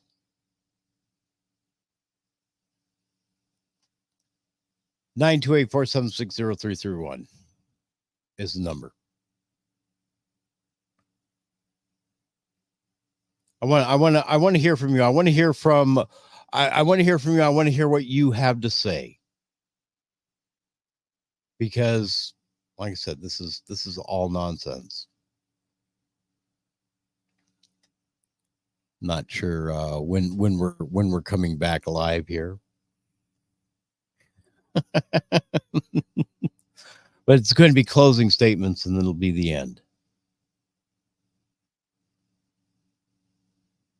And honestly, I think it is the time to just end it. I think we're coming back. Live from the National Constitution Center in Philadelphia, Pennsylvania. Here again, David Muir and Lindsay Davis. Welcome back tonight. The time has come for closing statements, and Vice President Harris, we begin with you. So I think you've heard tonight two very different visions for our country. One that is focused on the future, and the other that is focused on the past, and an attempt to take us backward. But we're not going back. And I do believe that the American people know we all have so much more in common than what separates us. And we can chart a new way forward. And a vision of that includes having a plan, understanding the aspirations, the dreams, the hopes, the ambition of the American people, which is why I intend to create an opportunity economy, investing in small businesses, in new families, in what we can do around protecting seniors, what we can do that is about giving hardworking folks a break and bringing down the cost of living. I believe you had in 3.5 fucking years to do it. Sustaining America's standing And now in you're the just world thinking about and it. ensuring that we have the respect that we so rightly deserve, including respecting our military and ensuring we have the most lethal fighting force in the world. I will be a president that will protect our fundamental rights and freedoms, including the right of a woman to make decisions about her own body and not have her government tell her what to do. I'll tell you, I started my career as a prosecutor. I was a DA, I was an attorney general, a United States senator, and now vice president. I've only had one client, the people. And I'll tell you, as a prosecutor, I never asked a victim or a witness, are you a Republican or a Democrat? The only thing I ever asked them, are you okay? And that's the kind of president we need right now. Someone who cares about you and is not putting themselves first. I intend to be a president for all Americans and focus on what we can do over the next 10 and 20 years to build back up our country by investing right now in you, the American people. Vice President Harris, thank you. President Trump? So she just started by saying she's going to do this, she's going to do that, she's going to do all these wonderful things. Why hasn't she done it? She's been there for 3.5 years. They've Thank had three you. and a half years to fix the border. They've had 3.5 years to create jobs and all the things we talked about. Why hasn't she done it? She should leave right now, go down to that beautiful White House, go to the Capitol, get everyone together and do the things you want to do, but you haven't done it and you won't do it because you believe in things that the American people don't believe in. You believe in things like we're not going to frack, we're not going to take fossil fuel, we're not going to do things that are going to make this country strong, whether you like it or not. Germany tried that, and within 1 year, they were back to building normal energy plants. We're not ready for it. We can't sacrifice our country for the sake of bad vision. But I just ask one simple question. Why didn't she do it? We're a failing nation. We're a nation that's in serious decline. We're being laughed at all over the world. All over the world, they're laughed. I know the leaders very well. They're coming to see me. They call me. We're laughed at all over the world. They don't understand what happened to us as a nation. We're not a leader. We don't have any idea what's going on. We have wars going on in the Middle East. We have wars going on with Russia and Ukraine. We're going to end up in a third world war, and it'll be a war like no other because of nuclear weapons, the power of weaponry. I rebuilt our entire military. She gave a lot of it away to the Taliban. She gave it to Afghanistan. What these people have done to our country, and maybe toughest of all, is allowing millions of people to come into our country. Many of them are criminals, and they're destroying our country. The worst president, the worst vice president in the history of our country. President Trump, thank you. And that is our ABC News presidential debate from here in Philadelphia at the National Constitution Center. I'm Lindsay Davis. And I'm David Muir. Thank you for watching here in the U.S. and all over the world, and from all of us here at ABC News. Good night. All right. Good night. Fuck off. Oh, Lord have mercy. Oh, where's that remove button? 928-476-0331 is the number you want to join in the conversation. I don't know if Henry will join us tonight, but I invite you to join in.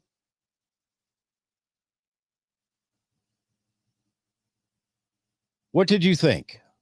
How did this go?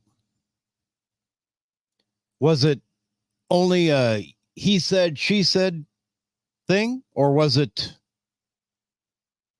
a good policy discussion? I think it was a shit show. I think it was a shit show from the very beginning to the very end, where they did not follow the rules. And, at the beginning, I postulated that she would be over there trying to accuse Trump of interrupting her. She did that several times.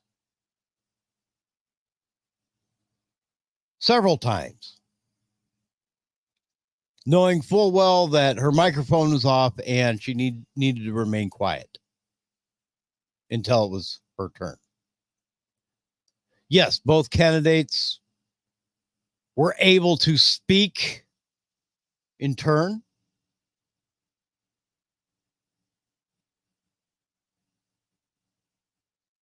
But neither of them said anything of substance. So it's up to you. Who won? Who lost? Win, draw, or lose? 928-476-0331.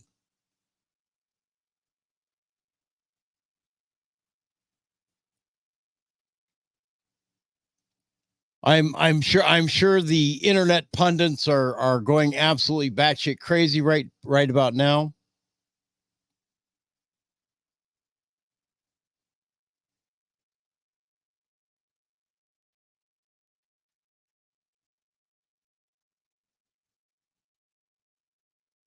And that's fine. That's fine. Let them talk.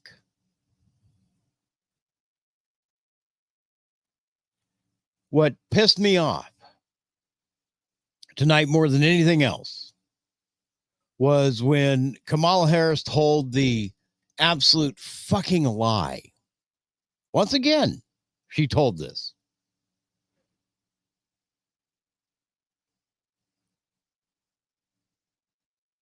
That she tried to equate the January 6th protests as worse than the 9/11 attacks when nearly 3,000 people were murdered.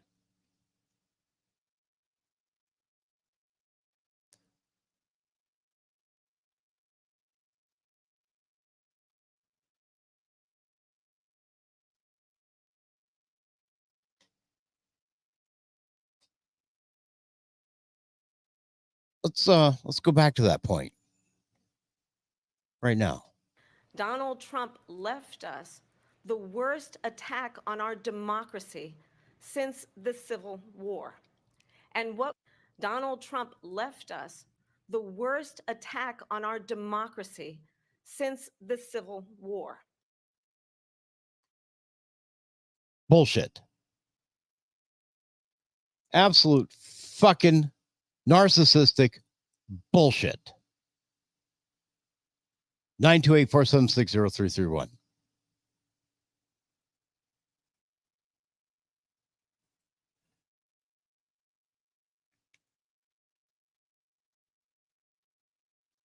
She put forth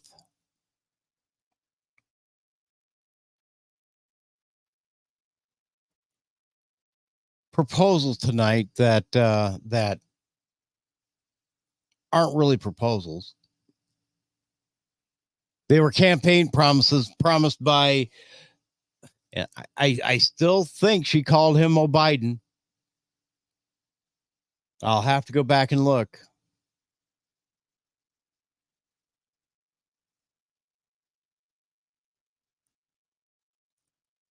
But I think that I think what we watched, what we witnessed, was an absolute fucking shit show.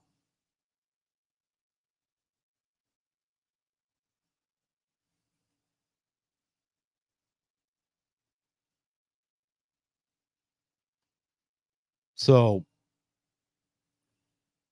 doing what we do and doing what we do best. I'm going to let you decide.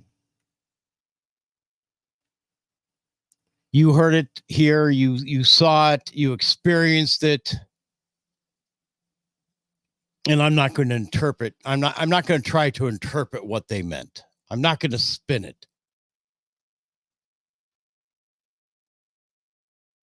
The only spin I'm going to put on it was a shit show from the beginning straight to the end.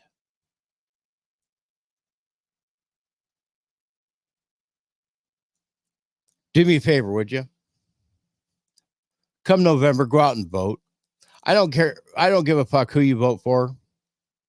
Just make sure you vote. And with that, go out there and make the world a better place. We'll see you Saturday on the Miss Rob Hansen radio program.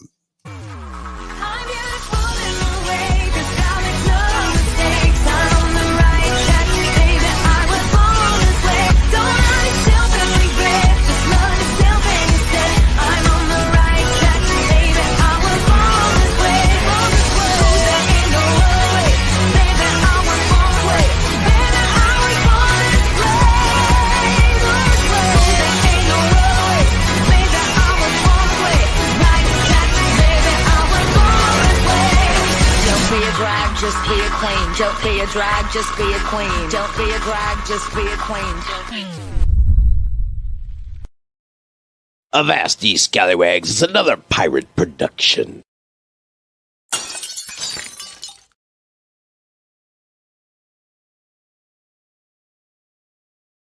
Are you experiencing shortness of breath, erratic heart rates, cold sweats, loss of hair, uncontrollable urges to scream, low testosterone, and the desire to drink soy lattes and color your hair blue? Every time you hear a name, then you may suffer from Trump derangement syndrome or TDS. There is a cure for you. Call 1-555-RED-PILL and we will ship you out a bottle of our high dose of reality. Just one dose and all your symptoms will disappear like it was magic. But really, it's science. Our crack team of trained specialists have spent years developing this one-shot pill that will make your life magical again. Side effects may include chest hair growth, the ability to walk by a woman and get her pregnant just by being within 10 feet, getting a job and keeping a job, moving out of your parents' basement, the desire to own a firearm, including high-capacity magazines filled with freedom seeds, lower taxes, and sudden fits of happiness and joy. Call 1-555-RED-PILL. That's 155-RED-PILL today and start living the American dream.